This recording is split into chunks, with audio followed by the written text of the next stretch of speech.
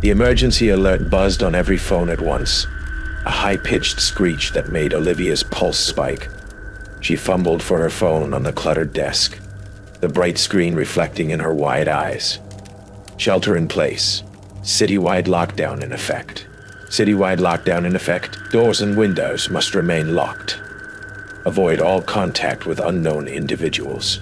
Her stomach twisted. A lockdown? The city had never had one before. She leaned back in her chair, glancing out the large office windows. The city outside was eerily still. No honking horns, no pedestrians, just empty sidewalks bathed in the flickering glow of streetlights. A sound broke the silence. Someone was breathing. It wasn't hers. It was close. She turned her head slowly. Down the hallway near the break room, a figure stood half hidden in the shadows. He was still, too still. His clothes were tattered, his skin pale and stretched over sharp cheekbones. His face was wrong, his mouth too wide. Lips slightly curled in something that wasn't quite a smile. He took a step forward. Olivia bolted from her desk, ducking low as she moved between the cubicles. Her heart pounded so loudly, she thought it would give her away. From behind her, the man's voice rasped through the office air. "I saw you." She clamped a hand over her mouth. Her legs were trembling. The sound of footsteps, bare feet slapping against the tile, moved closer. She forced herself to move, staying low. The only way out was through the storage room. It had a secondary exit to the alley. She just had to reach it before The footsteps stopped. Silence. She peered between the cubicles. Empty. Her breath hitched. Where did he? Something shifted behind her. She felt him before she saw him. The warmth of breath against her neck. A deep, rattling inhale. Olivia lunged forward, slamming into a filing cabinet. Pain jolted through her ribs, but she didn't stop. She ran down the hallway, past the break room, past the emergency exit that she knew would be locked. The storage room door loomed ahead. She grabbed the handle and twisted. Locked. No. She fumbled for her keycard, her hands shaking violently. The sensor beeped. Green. She threw herself inside, slamming the door behind her. Darkness swallowed the room. She pressed her back against the door, forcing her breathing to slow. Then, the doorknob twisted in her hand. She yanked it back instinctively. He was right there. On the other side, a whisper seeped through the crack in the door. "I just want to see you." Olivia stumbled backward, her foot hitting something solid. A shelf, a pile of boxes. No, a body. The security guard, Jerry, lay crumpled in the corner. His throat slashed open, dried blood pooling beneath him. His radio was still clipped to his belt, a faint crackle of static breaking the heavy silence. She choked back a sob. Then the overhead light flickered on. She wasn't alone. Across the room, half hidden behind boxes, the man stood inside the storage room with her. How? Her brain barely had time to process it before he lunged. Olivia screamed and threw herself toward the exit, but the weight of him crashed against her. The two of them hit the ground hard. His breath was hot against her cheek. His fingers dug into her skin, too strong, too desperate. She fought wildly, twisting, kicking, her hands scrambling for anything. Her fingers found Jerry's radio. She ripped it from his belt and smashed it into the man's temple. A sickening crack. He reeled backward, stunned, giving her just enough time to roll away. She scrambled to her feet, throwing open the door and running. Down the hall, past the cubicles, through the emergency exit. It opened. The cold air of the alley slapped her face. She barely had time to think before she stumbled outside, her vision blurring. Then, a sound. A voice. There she is. Bright lights flashed, red and blue. The deafening wail of sirens split the night. A swarm of police officers stormed the alley, guns raised, shouts filling the air. Olivia collapsed, gasping as hands grabbed her arms. Firm, but not violent. "It's okay, ma'am. We've got you." She turned, breathless, as officers swarmed the building. Behind her, the storage room door swung open. The man stepped out, blinking against the flashing lights. Then, one of the officers lowered his gun. "Mr. Holloway? Mr. Holloway?" Olivia's blood turned to ice. The killer tilted his head, slow and deliberate. His mouth curled slightly, like a smirk. The officer nearest to him reached out, not to arrest him, to shake his hand. The man's voice was soft, almost amused. "Took you long enough." Olivia's stomach twisted. She turned to the officers holding her. Their expressions were unreadable. Something was wrong. The night air felt suffocating, pressing against her like a weighted blanket. She realized too late. No one was looking at him anymore. They were all looking at her. One of them tightened his grip on her arm. None of them moved, except for Mr. Holloway. He smiled, finally, as he watched her struggle. And then, beneath his breath, "Just for her. Run again. I like it better that way." The storm swallowed the mountain whole. By the time the 7 strangers stumbled into the cedar-paneled lobby of Black Pine Lodge, the blizzard had erased the road behind them, along with any hope of leaving before dawn. The power died an hour later, plunging the room into a darkness that smelled of wood smoke and old secrets. No one had planned to be here. The state-mandated lockdown, a frantic bulletin about an escaped convict last seen near the interstate, forced them off the highway. Now they huddled around the fireplace, a grizzled trucker nursing a flask, a nurse with tremor-riddled hands, a college student clutching a moth-eaten teddy bear from her childhood, a real estate agent scrolling a dead phone, a mechanic in scrolling a dead phone, a mechanic in oil-stained coveralls, and a 2 chatty couple, their wedding rings gleaming in the firelight. The 8th member of their party, the lodge caretaker, had vanished after muttering about checking the generators. That was 17 minutes ago. A thud shook the ceiling directly above them, scattering ash from the hearth. The student, Lucy, dropped her teddy bear. "Raccoons," the trucker grunted, but his knuckles whitened around his flask. The mechanic, Dex, grabbed a poker from the fireplace and headed upstairs. The stairs creaked like a spine cracking. He didn't come back. By 9:17 p.m., the group stood at the foot of the staircase, arguing. "We stick together," insisted the nurse, Mara, her voice slicing through the static of the emergency radio buzzing nearby.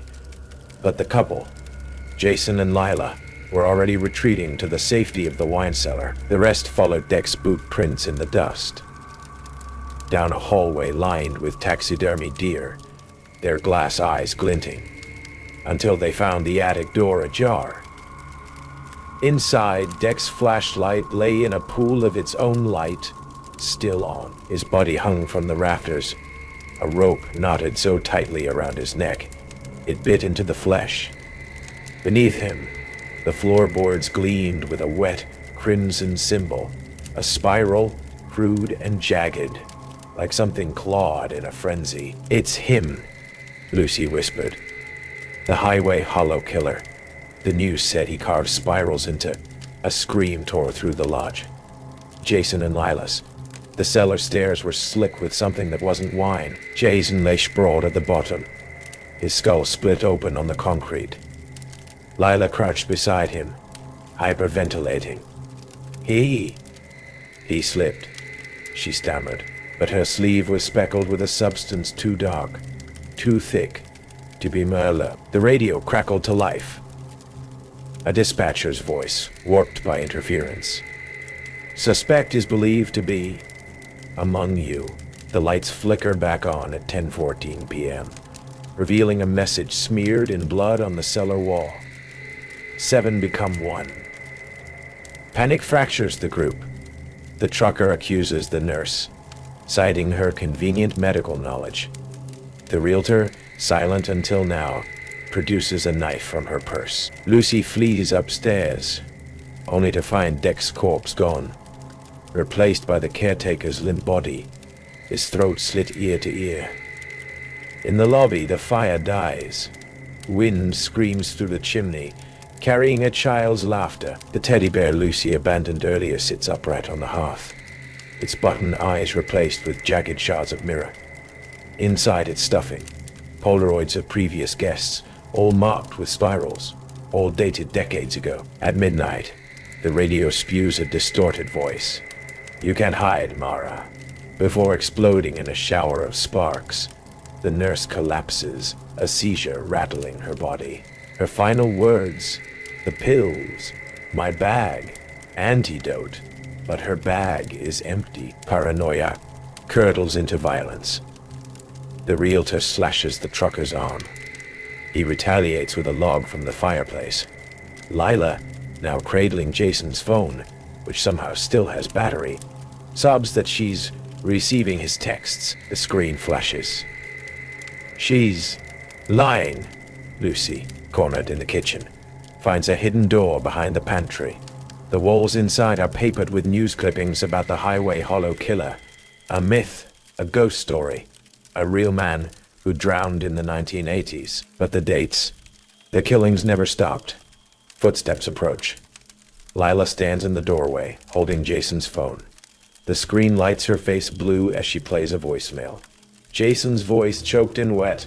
Lila's not. She's not who? A gurgle. A laugh. Lila smiles. Her teeth are filed to points. The lockdown was a ruse. The real killer has been here all along. In the walls, the floors, the stories told to keep visitors away. Lila isn't Lila. The spiral isn't a symbol. It's a map. The lodge sits atop a labyrinth. Its tunnels connecting every room, every murder, every decade. As dawn bleeds through the boarded windows, Lucy flees into the blizzard, Lila's laughter echoing behind her. The radio in her stolen car crackles. Lockdown lifted. Suspect deceased. Relief floods her until she notices the teddy bear in the passenger seat, its mirrored eyes reflecting a figure in the back seat. The spiral, she realizes, isn't finished. It never will be.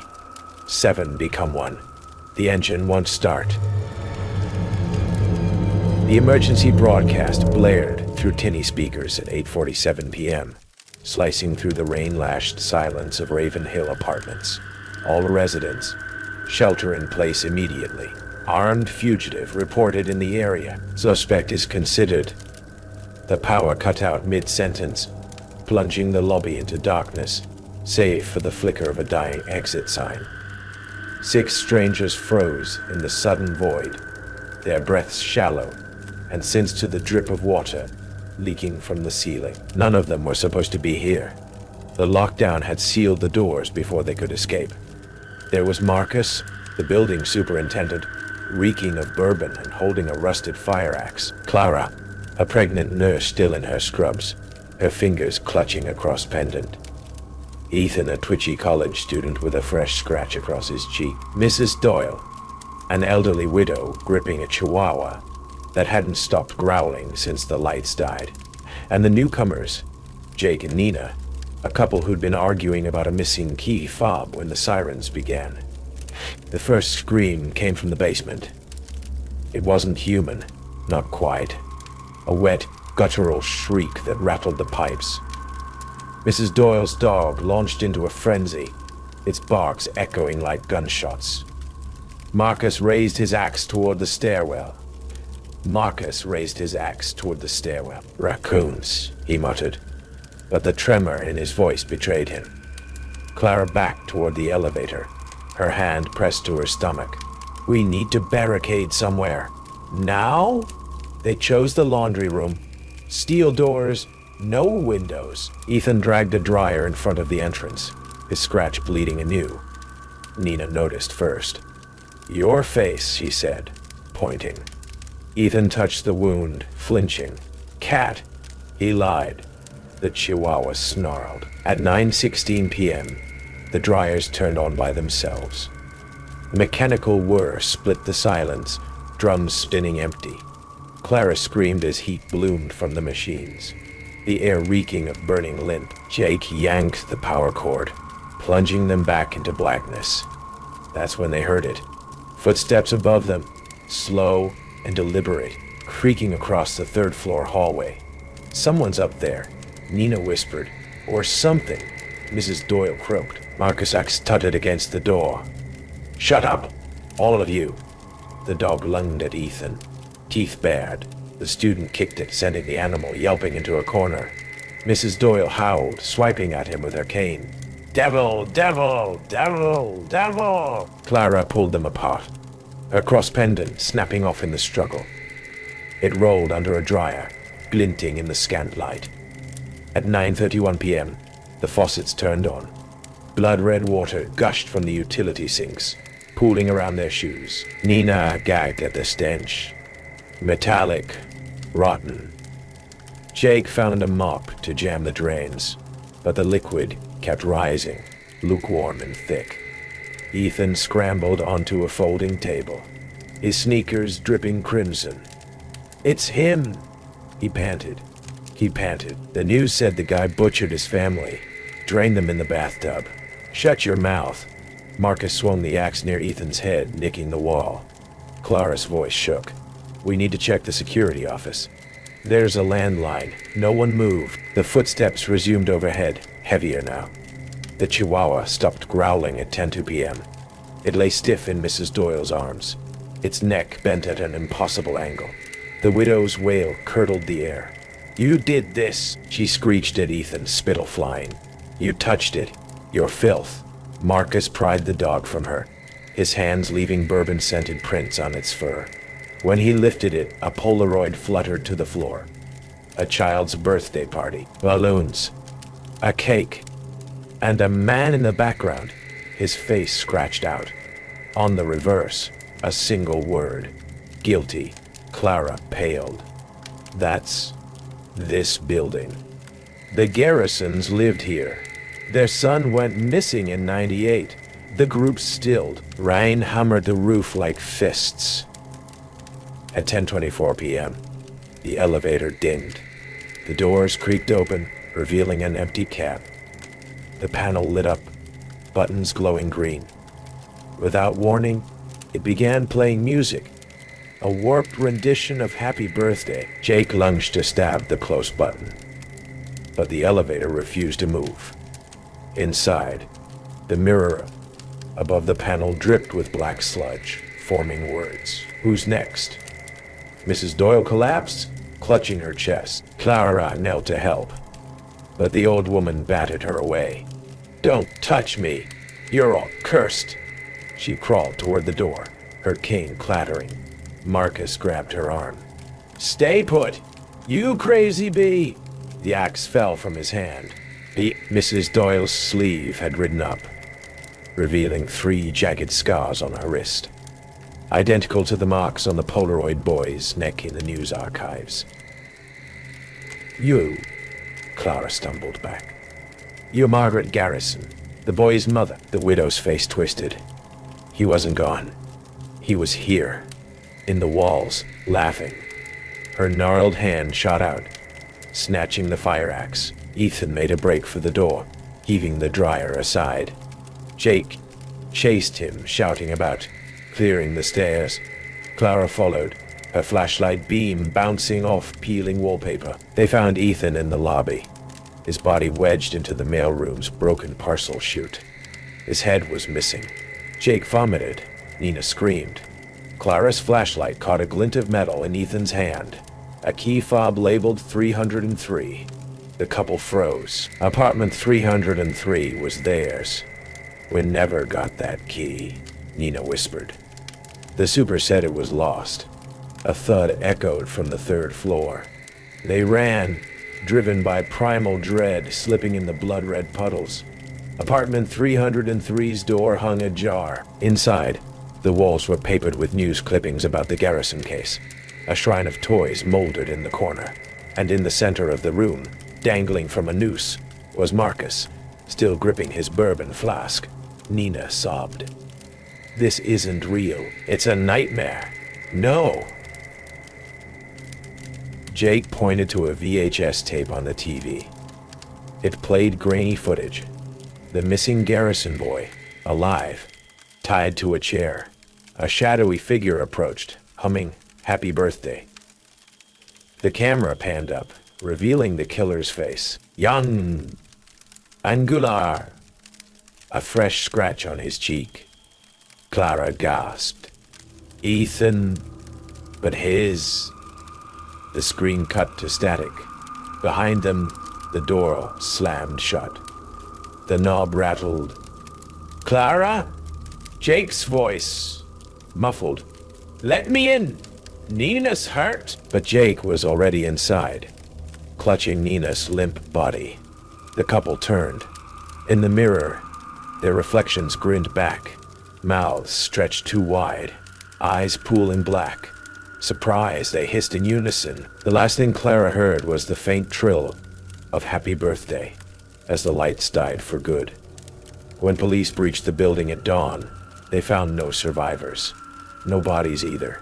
Just a single Polaroid in the lobby. It showed the 6 strangers mid-laugh, their faces scratched out. On the back, a new note. Game over. The case remains open, but locals swear Raven Hill's elevator still dings at night, inviting you to press 3. They say if you listen closely, you'll hear a child's voice whispering, "Who's next?" The lockdown began with a scream, not from a patient, from the walls themselves. Dr. Rebecca Hart had always prided herself on rationality.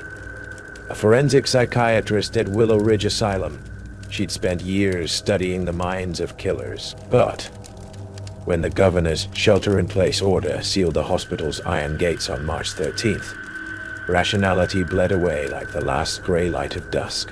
The staff cited a quarantine. The patients whispered about something older, hungrier, already inside. By day 3, the power failed. Emergency lights bathed the halls in corpse-green flickers, and the air grew thick with the tang of antiseptic and something darker. Burnt hair, maybe, or rotting meat.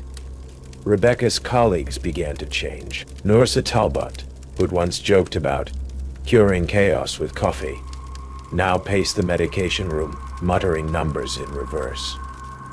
Orderlies stared at empty corners. Their pupils shrunk to pinpricks. The first hook came at 2:14 a.m. A handprint smeared the glass of Rebecca's office door. Not outside, inside. The shape was too large, fingers elongated like claws. As she reached to wipe it, the intercom crackled to life. As she reached to wipe it, "Room 217 is empty," a mechanized voice droned. But room 217 didn't exist. Willowridge had only 2 floors. She found the patient file shredded the next morning, all except one, hers. Her own intake photo stared back, dated 1923. Rebecca discovered it hidden beneath floorboards in the abandoned West Wing. A leather-bound thing crusted with dried blood. The entries detailed experiments, ice baths, electroshock, lobotomies performed with a carpenter's drill. The author, a Dr. Elias Voss, boasted of curing hysteria by severing the soul. The last entry, dated Halloween 1937, ended mid-sentence. "They're singing in the walls again. I must join." Footsteps echoed behind her. Orderlies lined the corridor, motionless as mannequins. Their uniforms had changed. Starched white coats, vintage nurse caps. Talbot stepped forward, her face stretched into a rictus grin. "Time for your treatment, doctor." It shouldn't have been. Rebecca had checked it weekly. Now, the lock hung open, chains slithering to the floor like dead snakes. The stairs groaned underfoot, the air thickening with the reek of decay. The chamber below defied reason. Rusted surgical tools lay arranged on a trolley. A stained operating table sat centered under a single bulb, its light buzzing like a trapped fly. Walls were scribbled with equations in black fluid, and a fresh message, "Welcome home, Rebecca." A shadow moved. Dr. Voss stood in the corner, his face a melted wax mask of her own. "Don't you recognize yourself?" he rasped, raising the drill. Rebecca fled to the rooftop, the wind clawing her hair. Below, the staff assembled in a perfect circle, faces upturned. Their chants harmonized with the wail of distant sirens.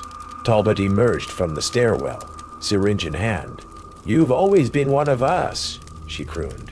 "You've always been one of us," she crooned. "Boss's blood runs in your veins. His work, your work, isn't finished." The needle plunged. The drill's whine drowned her screams. Voss leaned close, his breath reeking of copper. "The mind is a parasite," he whispered. "We're cutting it out." When the bit pierced bone, Rebecca finally heard the song in the walls. It was beautiful. The lockdown lifted at dawn. Authorities found Willowridge empty, save for a journal left open on Rebecca's desk. The final entry, in her handwriting, read, "Patient RMH 517 shows marked improvement. Treatment continues. Locals avoid the asylum now." But on stormy nights, they swear the rooftop lights flicker in Morse code. The first package arrived at 2:17 a.m. Lucas Holt hadn't slept properly since the lockdown began. His insomnia sharpened in the silence, carving his nights into hyper-alert fragments. That's why he saw it. The black van idling outside Mr. Garrick's house 3 doors down. No headlights, no license plate. Just the faint glow of a cigarette ember in the driver's window, burning like a lone red eye. Mr. Garrick emerged, his bathrobe pale under the street lamp. He accepted a rectangular box from the driver, its surface slick as obsidian. When the van vanished, Lucas' phone buzzed, a notification from his Ring camera. The footage showed only static, but the audio, whispers. Dozens of them, overlapping in a language that made his molars ache. By morning, the video had deleted itself. The smell began on day 4, rotting meat, sweet and cloying, seeping through the vents of Lucas' home office. He texted the neighborhood group chat. Anyone else catch that stench? Only Mrs. Ruiz replied, "It's Garrick's. Compost. He's been gardening a lot." But Lucas had seen Garrick's backyard. No plants. Just a freshly cemented patio, its surface etched with faint grooves that formed a spiral. That night, he flew his drone over the fence. The thermal camera showed heat signatures pulsing beneath the concrete, glowing orbs the size of human hearts, arranged in a perfect circle. The drone screen fizzed to black. When it rebooted, the feed showed Garrick staring up, his face stretched into a smile too wide for his skull. "Looking for something, neighbor?" The rats came next, dead ones. Dozens peeled at Lucas' doorstep, their bellies slit open, stuffed with wilted dandelions.